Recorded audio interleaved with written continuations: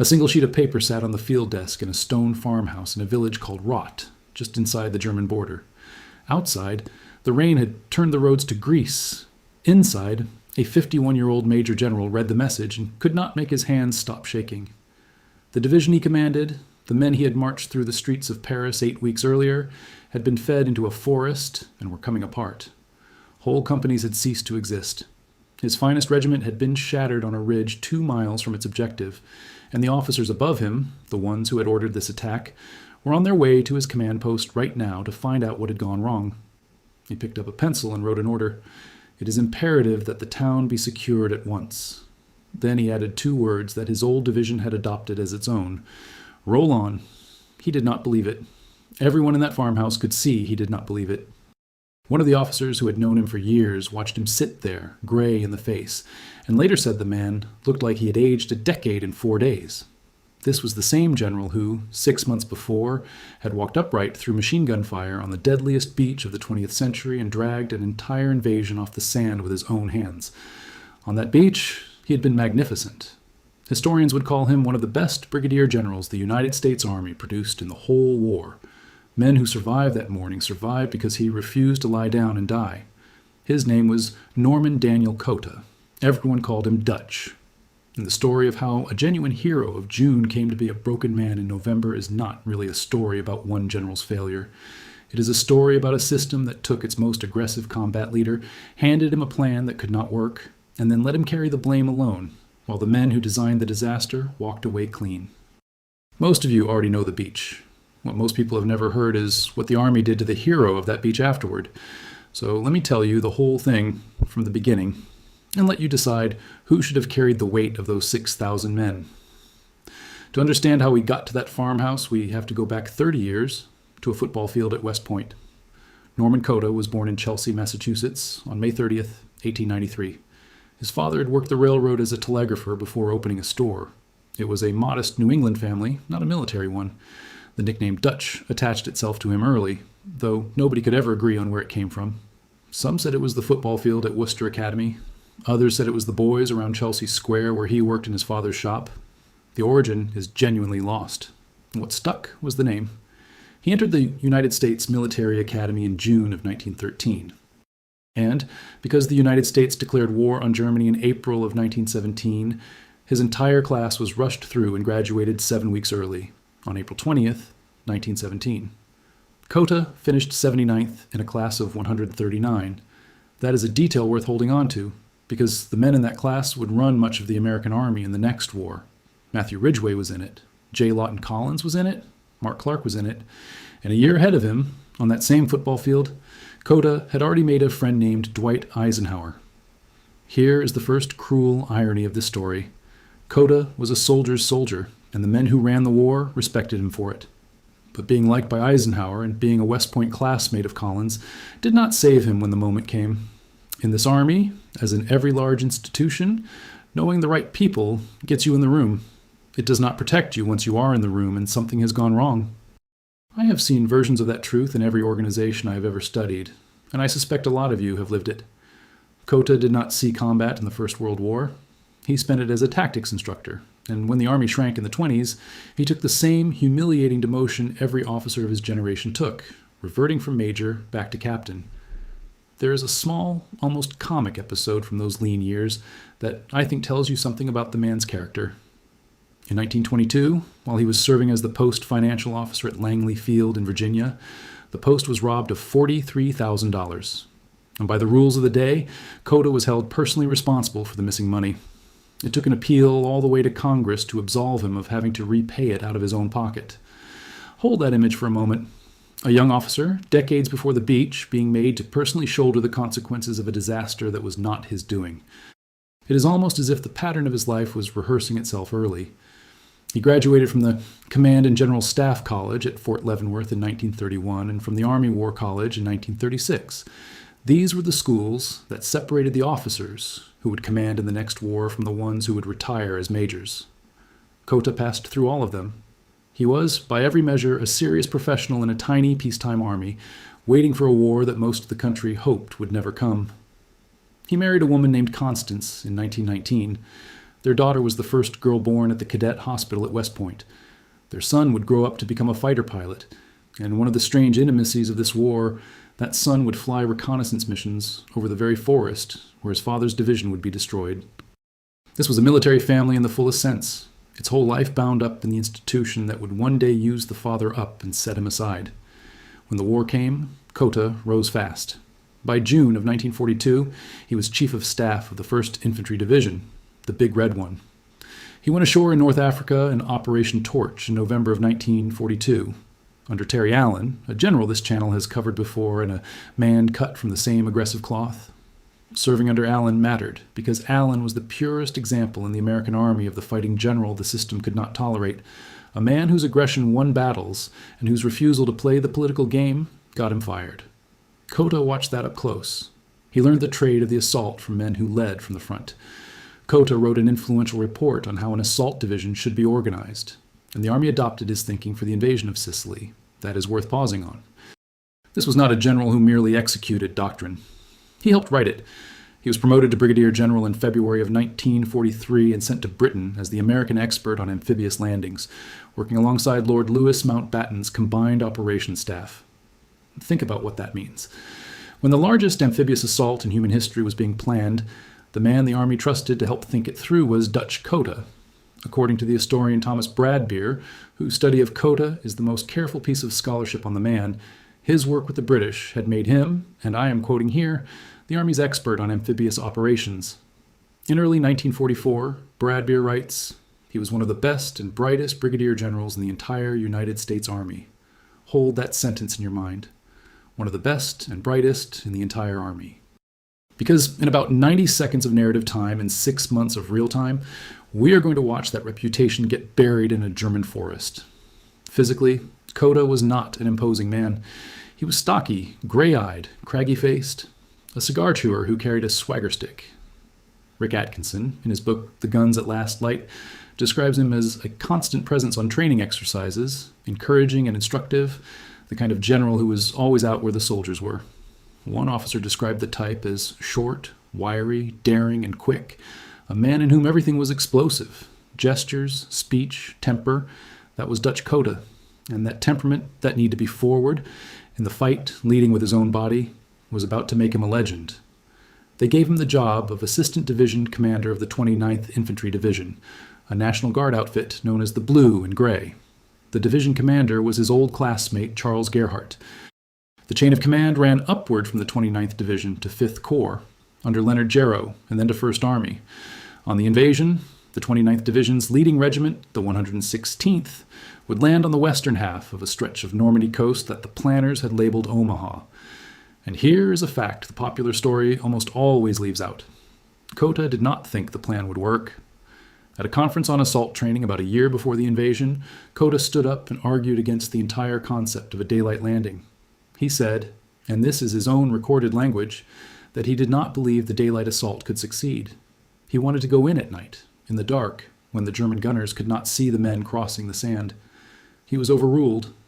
The High Command was betting everything on the idea that naval gunfire and bombers would smash the German defenses before the first soldier stepped off a landing craft. On the afternoon of June 5th, aboard the transport ship carrying him toward France, Cota gathered his staff, a group that had jokingly nicknamed itself the Bastard Brigade, and gave them a briefing that reads, "Today like prophecy." He told them this was different from every exercise they had ever run. He told them the little discrepancies they had tried to fix in training were going to be magnified into chaos. The landing craft would not come in on schedule. Men would be put ashore in the wrong places. Some would not be landed at all. And then he told them the only thing that mattered. We must improvise, carry on, not lose our heads. The next morning, every terrible thing he had predicted came true. The bombers dropped their loads too far inland and hit empty fields. The naval barrage lifted too early. The German positions on the bluffs above Omaha were largely intact when the first wave of American infantry came down the ramps. And what happened to that first wave is one of the most harrowing episodes in the history of the American Army. Company A of the 116th Infantry was made up largely of men from a single small town, Bedford, Virginia. They landed in the first wave. They were cut down almost to a man. Of roughly 160 men in that company, close to 100 died. The town of Bedford lost 19 of its sons on that one morning.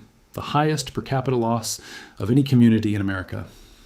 The historian Joseph Balkowski, whose book on Omaha Beach is one of the finest accounts we have, wrote that the men of Bedford had trained for 3.5 years for that moment, only to be cut down in seconds like stalks of wheat felled by a scythe.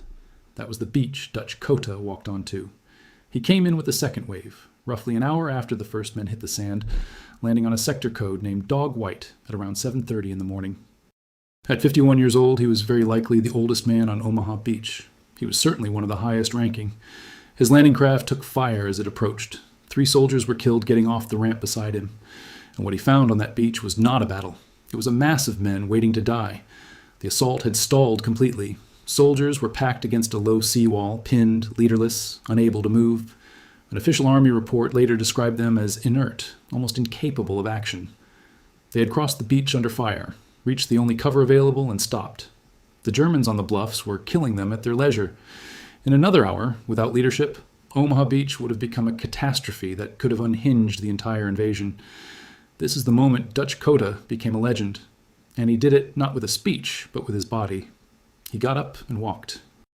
On a beach where every instinct and every ounce of common sense told a man to press himself into the sand, a 51-year-old general stood upright and moved along the seawall in full view of the German guns. He organized the men. He found engineers. He got them placing Bangalore torpedoes, long tubes of explosive against the barbed wire that sealed the beach off from the bluffs. He directed them to blow a gap in the wire. The first man to go through the gap was killed instantly by a German machine gunner, and the men behind him froze. Of course they froze. They had just watched what happened. And here is where Cota's physical courage did something no order could have done. He got them moving again anyway, through the same gap, over the body of the man who had just died, and up the bluff toward the German positions. 2 of his own officers were reportedly killed within a few feet of him as he did this. He kept moving. He went to work opening one of the beach exits, the draw that led up toward the village of Veerville, personally finding an engineer to blow the concrete anti-tank wall that blocked it. He was, in the most literal sense, prying the invasion open by hand. And then came the moment that entered permanent legend. Somewhere along Dog White, Cota came upon a group of Army Rangers. He called out, asking what outfit they were. They told him they were Rangers, and Cota gave them an order that the United States Army Rangers still carry as their official motto to this day. Rangers, lead the way.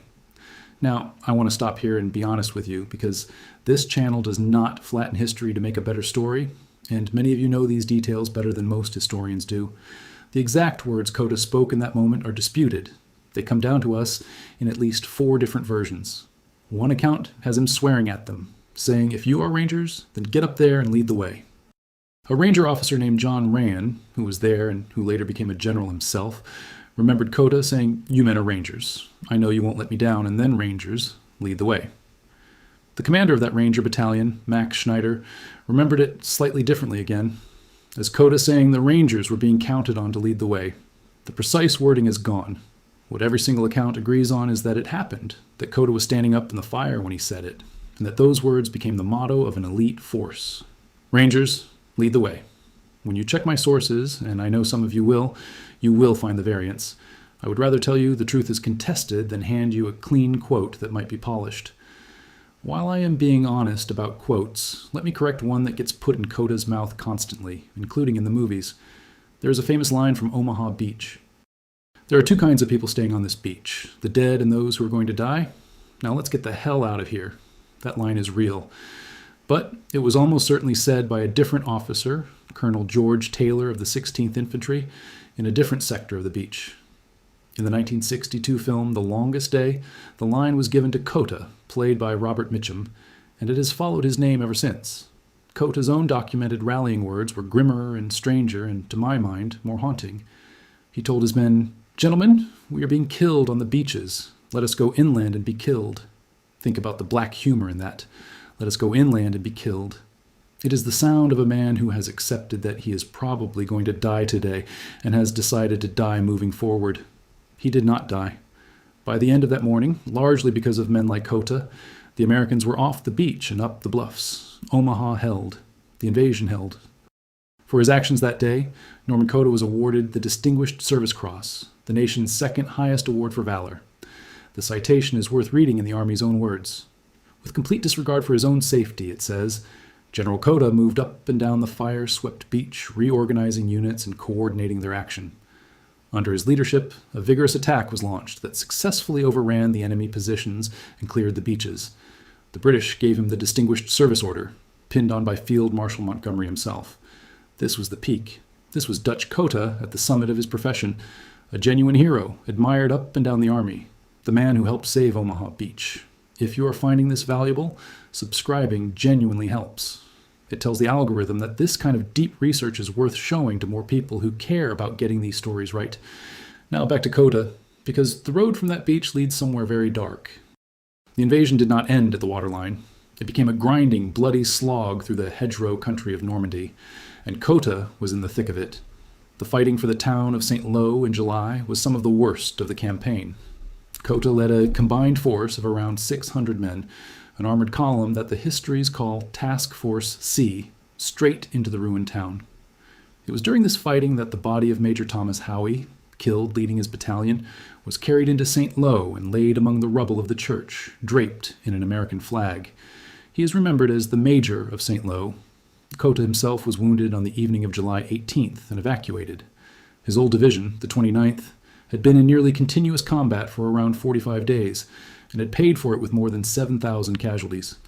There is a story from this period that tells you everything about the kind of leader Cota was. Stephen Ambrose recounts it in his book Citizen Soldiers. In the hedgerows, Cota came upon a captain whose company was pinned down, unable to take a German-held farmhouse. Cota did not just give orders. He personally organized an assault, showed the captain how to do it, took the position, and then turned to the man and said, "Well, I won't be around to do it for you again. I can't do it for everybody." That was Dutch Cota, leading from the absolute front, teaching by doing, unable to stop himself from being where the danger was. In August, the Army rewarded him with a division of his own. On the 13th and 14th of August, 1944, Cota took command of the 28th Infantry Division, a Pennsylvania National Guard outfit. He was stepping into a grim vacancy. The previous commander, Brigadier General James Huertgen, had been killed by a sniper only hours after taking command himself. The division had a red keystone as its shoulder patch, and it had a nickname, the Bloody Bucket. Within weeks, Cota was promoted to Major General, and then came the parade. On August 29th, 1944, the 28th Division was given one of the great honors of the war.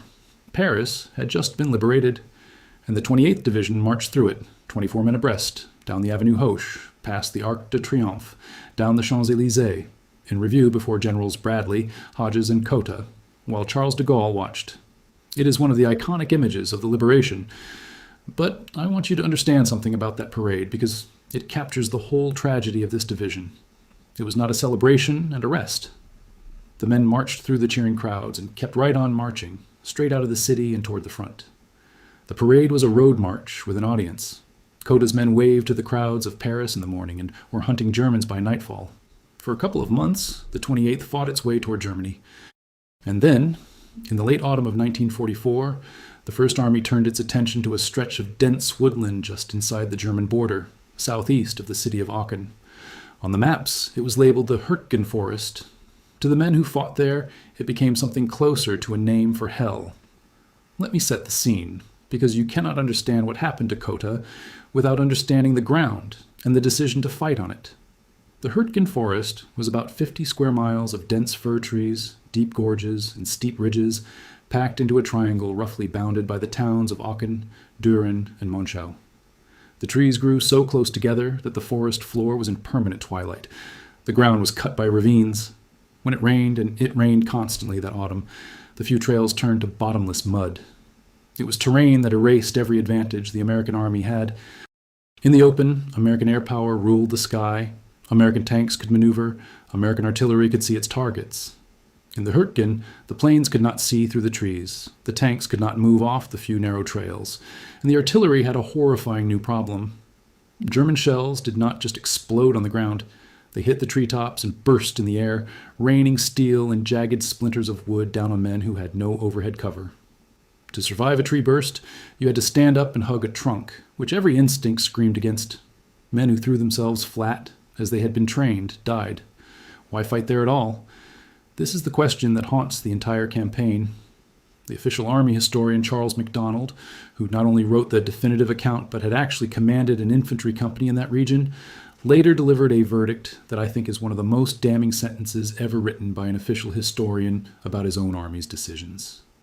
He called the Hürtgen a misconceived and basically fruitless battle that should have been avoided.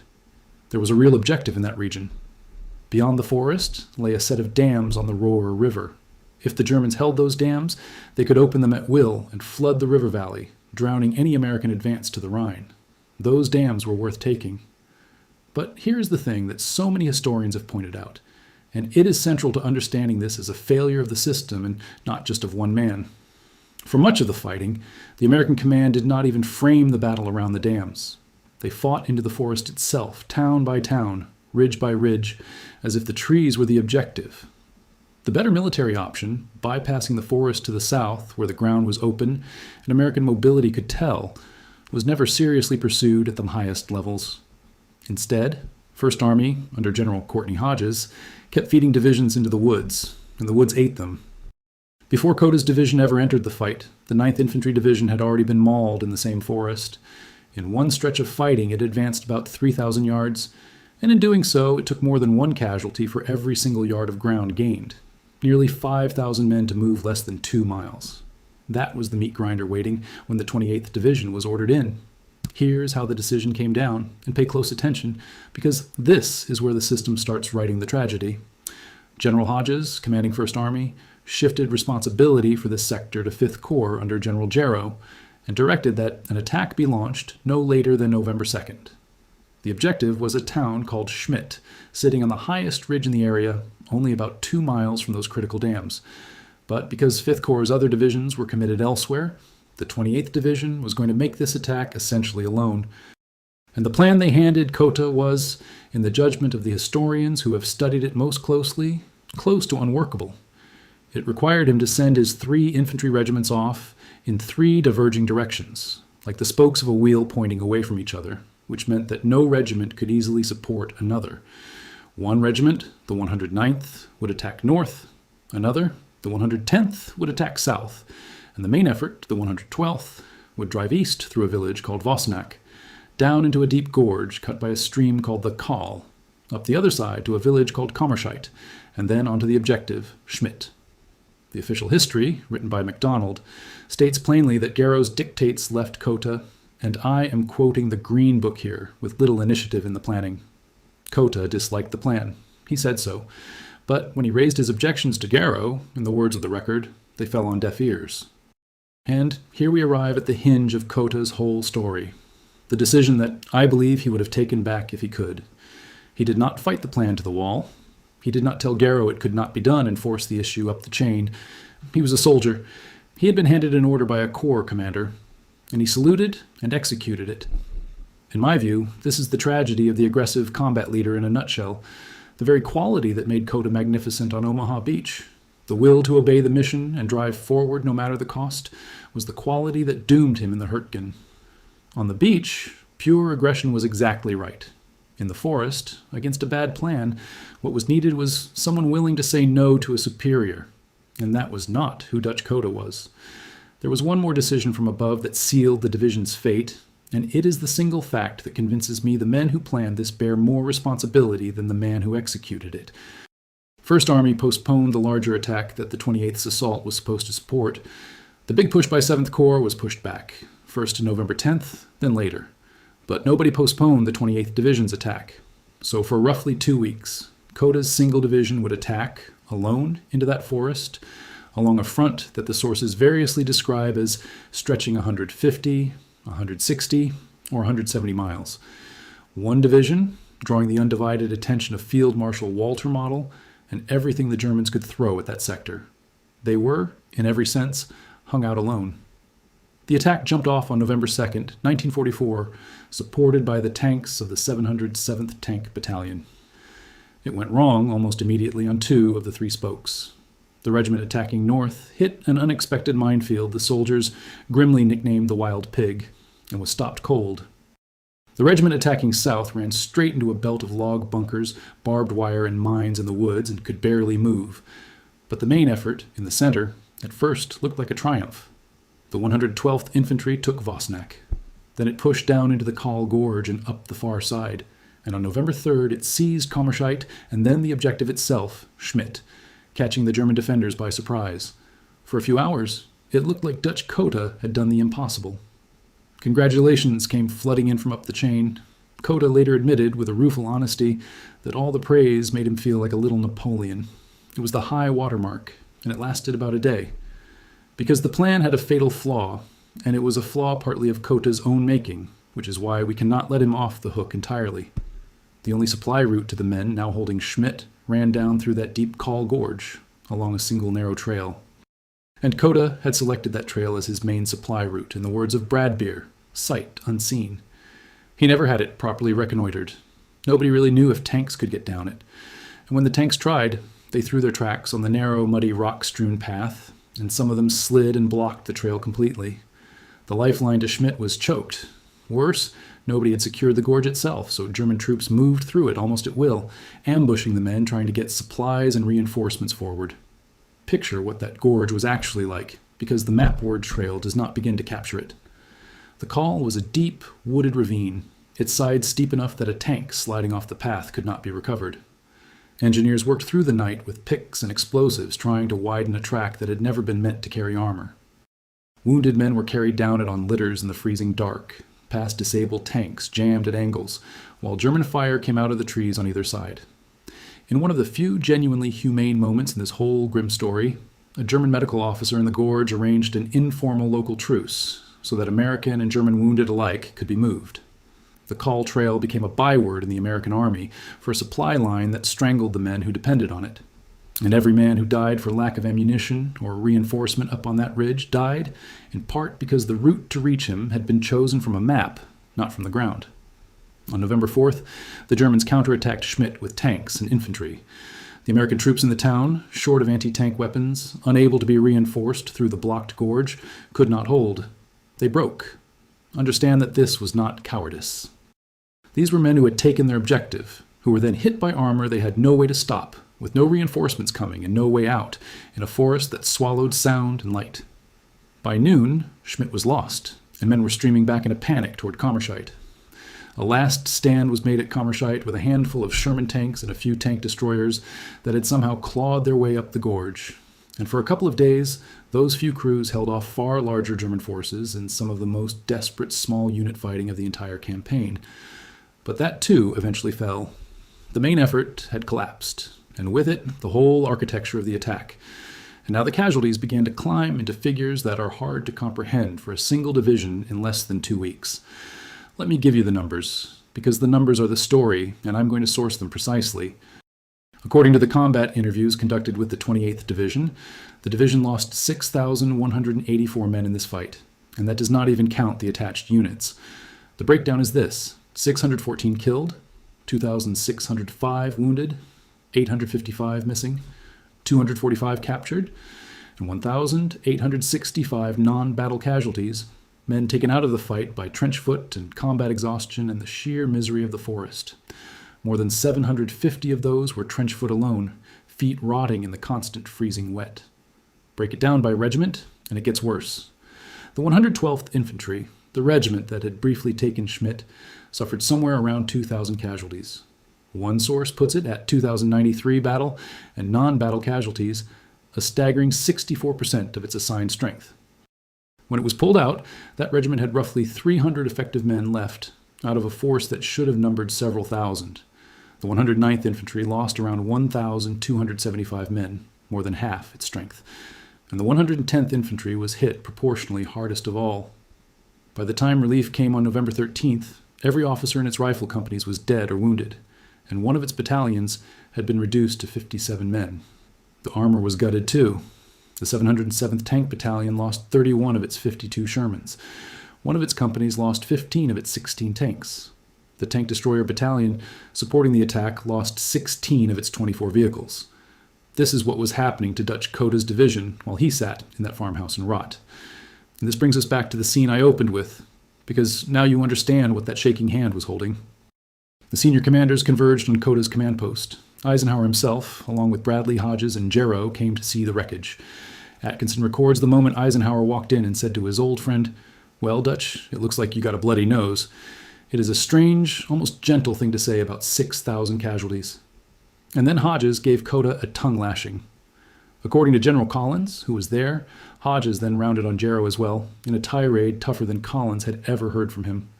Everyone in that chain of command was furious, and everyone was looking for someone to blame. Cota was reeling. He had barely slept. His division was destroyed. And in that state, he wrote the order I described at the start, insisting the town be secured at once, adding the words "roll on," an order that everyone, including Cota, knew could not be carried out. The men could not even hold what they had, let alone retake Schmidt. Eventually, Cota secured Hodges' permission to pull what was left of the division back across the Call Gorge, a withdrawal executed under a covering artillery barrage on November 8th. There is a scene from those days, recounted by General James Gavin, that has become the enduring image of Cota's collapse. Colonel Carl Peterson, the commander of the shattered 112th Infantry, had been wounded twice and had made his way on foot back down through the deadly Call Gorge to report in person.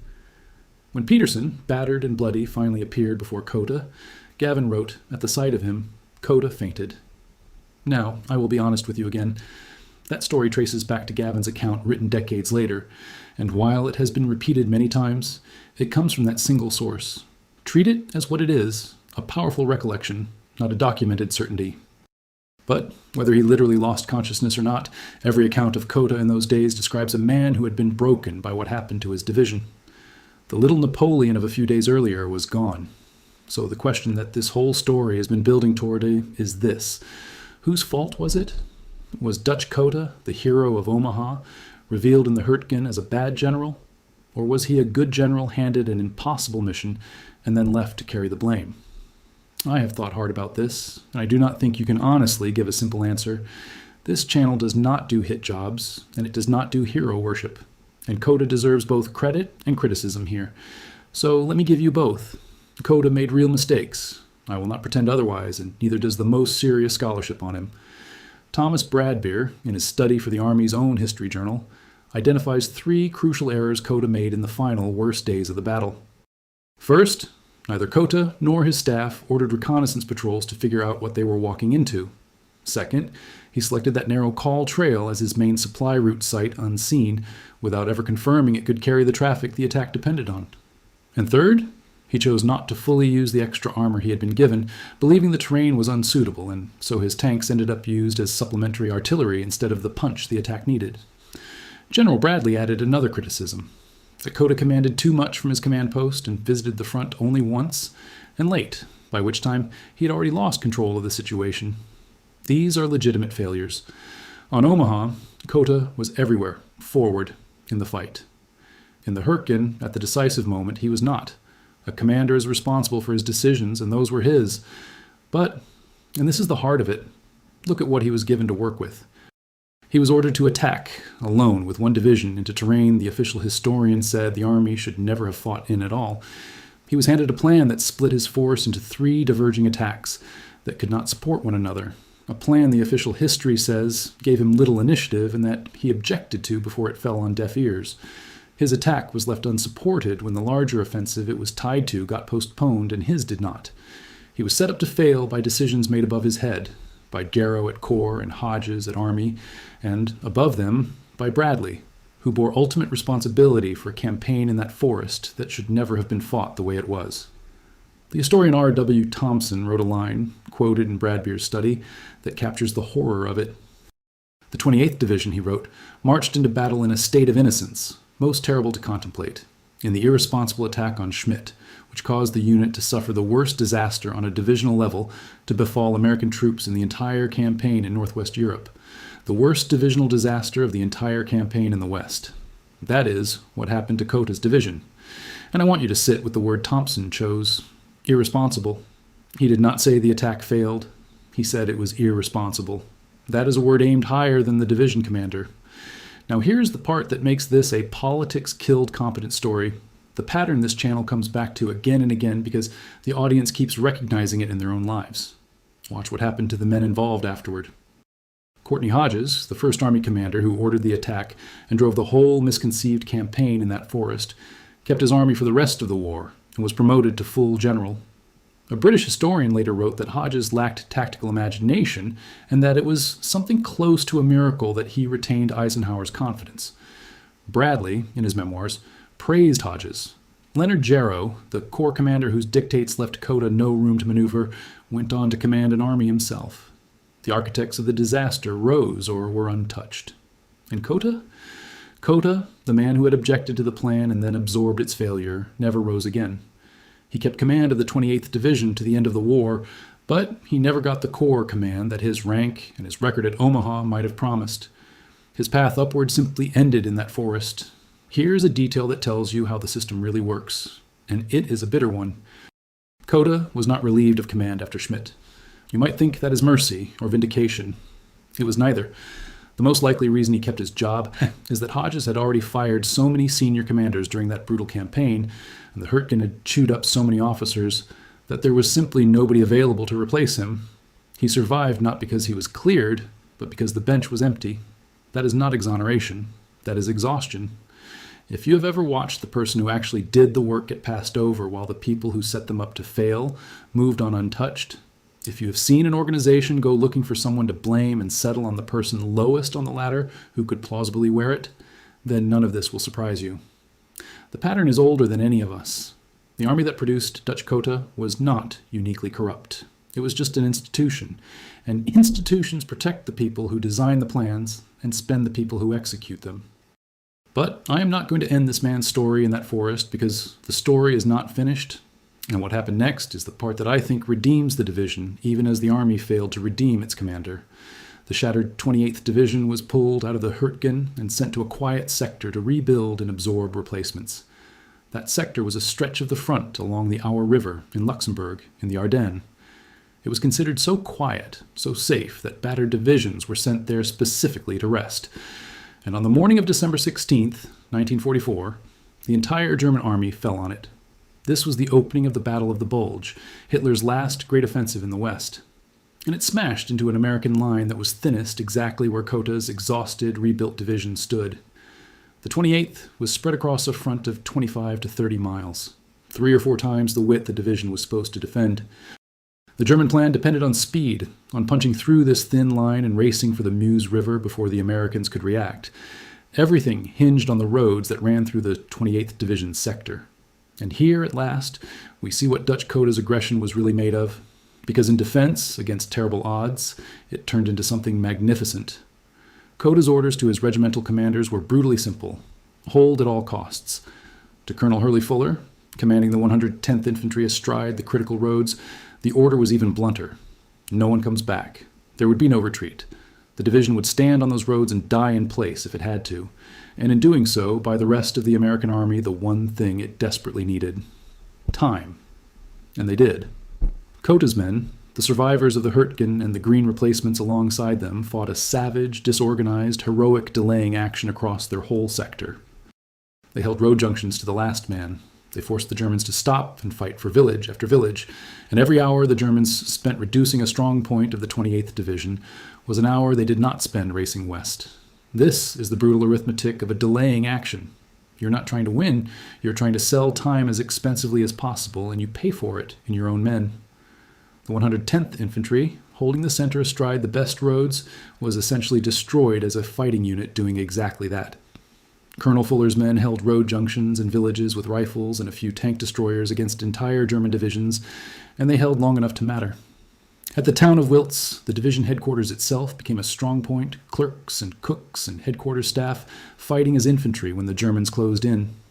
Along a ridge road the men called Skyline Drive, small groups of American soldiers, some of them fighting their first battle, threw the German timetable into chaos. The 28th Division was overrun in the end, chewed up a second time in a single winter, its regiments scattered and broken. But in dying, it accomplished exactly what it had been ordered to do.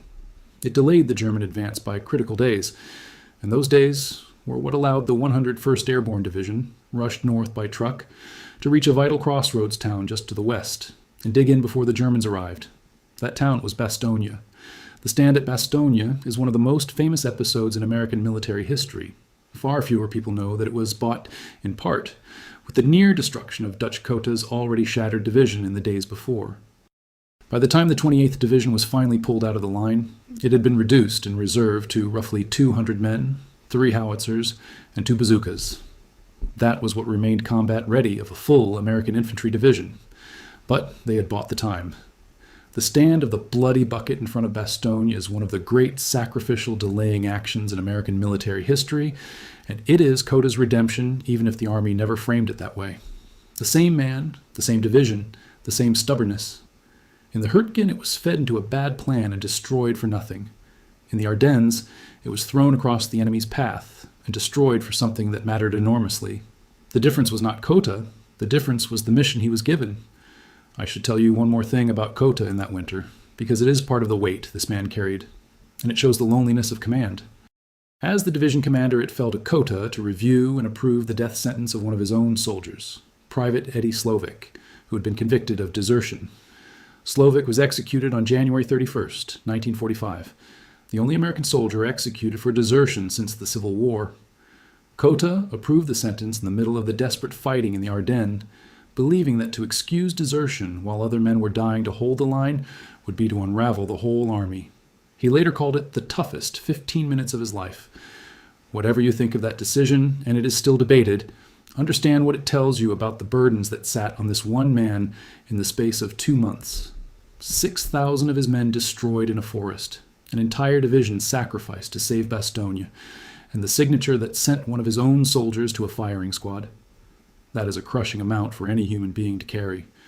The war ended a few months later. And here the final quiet injustice of Dutch Cota's story plays out, not in blood, but in silence. Cota wanted to stay in the army. He hoped, reasonably, for promotion to lieutenant general, a 3rd star. He wrote letters seeking new assignments. According to the record, those letters went largely unanswered. The army that had celebrated him at Omaha and then quietly capped his career in the Huertgen had no further use for him. He retired as a permanent major general on June 30th, 1946. He spent his later years in civilian work, including a stretch as a civil defense director in Montgomery County, Pennsylvania. He died in Wichita, Kansas on October 4th, 1971, and he is buried at West Point, where the whole story began on that football field. So what do we make of Norman Dutch Cota? Here is my honest assessment, and it is the one I have been building toward this whole time. He was a genuine hero. Not a manufactured one, not a media creation, but a man who did something on June 6, 1944 that saved lives and helped save the invasion, and who has the 2nd highest valor award in the country and the eyewitness testimony of the men he saved to prove it. The Rangers still say his words. That is not nothing. That is close to immortality. He was also a general who made real errors in the worst days of the Huertgen, and I will not pretend he was blameless, because he was not, and you would catch me if I tried. A commander owns his decisions. The reconnaissance he did not order, the trail he chose sight unseen, the armor he did not use, the front he commanded from instead of the front line where he belonged. Those were his, and they cost his men. But when I weigh the whole thing, when I look at who designed the battle and who fought it and who paid for it and who walked away clean, I keep coming back to one conclusion. The Huertgen did not reveal that Cota was secretly a bad general. The Huertgen revealed that the American army, like every large institution, had a structural cruelty built into it. It would take its most aggressive combat leader, the very man whose refusal to lie down had saved Omaha Beach, and it would feed that same aggression into a plan that could not work, ordered by men who then made sure the blame flowed downward and never up. Dutch Cota's greatest strength, his will to obey the mission and drive forward, was exactly what the system needed on the beach, and exactly what it exploited in the forest. He was the hero of Omaha Beach. 6 months later, the Huertgen destroyed him. But read the whole record and you will see it was not really the forest that destroyed him. It was the plan. And the plan had other authors, whose names you will not find on any list of the blamed. I would like to hear from you on this one, because I know this division and these battles run deep in this audience. If your father or your grandfather served in the 28th Division, the Bloody Bucket, or in the 29th on Omaha, or anywhere in that terrible forest, I would genuinely like to hear about it. Those stories are the reason this channel exists. Drop them in the comments. They matter more than anything I can say. That's the story. The sources are in the description. I'll see you in the next one.